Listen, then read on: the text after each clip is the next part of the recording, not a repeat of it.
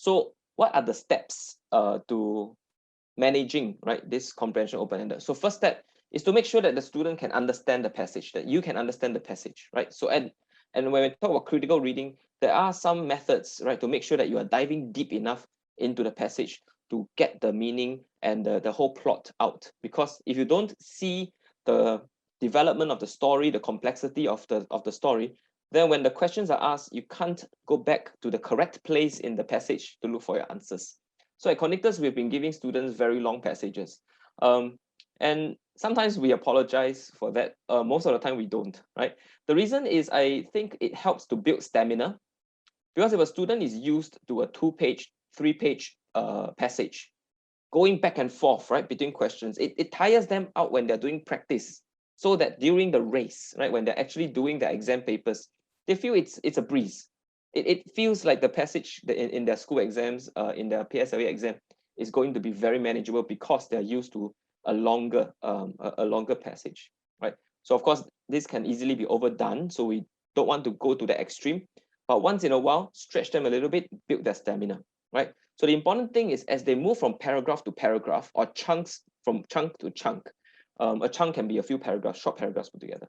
So when they move from paragraph to paragraph, they need to be able to move with confidence that they have understood and that they are moving into deeper understanding of the story, right?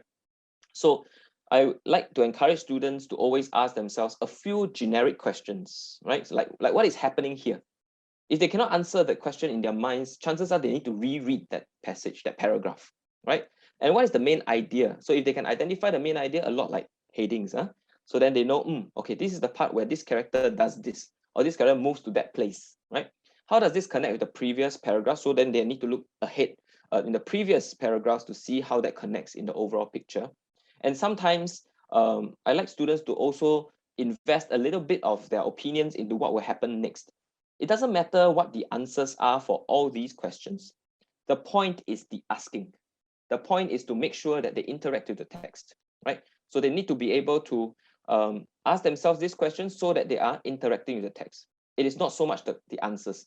And to be honest, as they're reading the first paragraph, second paragraph, they actually do not know what the full story is about. And that doesn't matter, because as long as they're asking, they're interacting with the passage, and that is the key. So after they're done reading the passage, right, time to move into the questions.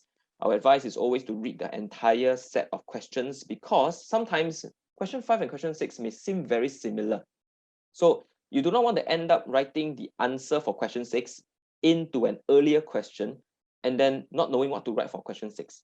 So you need to preempt what the question, how the questions are, how the questions dissect the passage, and to see which portion of the passage applies to which question, because some questions can be quite can sound quite similar, right? So reading all 10 questions help, and then after that, go back to the passage to annotate and mark out where the possible answers are.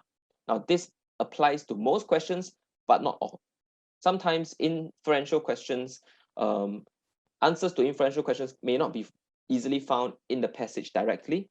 They need to locate where the possible answers are and infer from there, right? And then once they have annotated, they can spot where the questions come from. They can move on to answer the questions grammatically, right? And then after that, check all the answers thoroughly. Hi, this is Dr. Daniel Chua. I hope the video that you have just watched will be helpful to your child in preparation for PSLE English. So if you are interested to sign up for any of our programs, please feel free to check out this QR code, and then you can then find out more about what we do to help our students at Cognitus Academy. All right, thank you.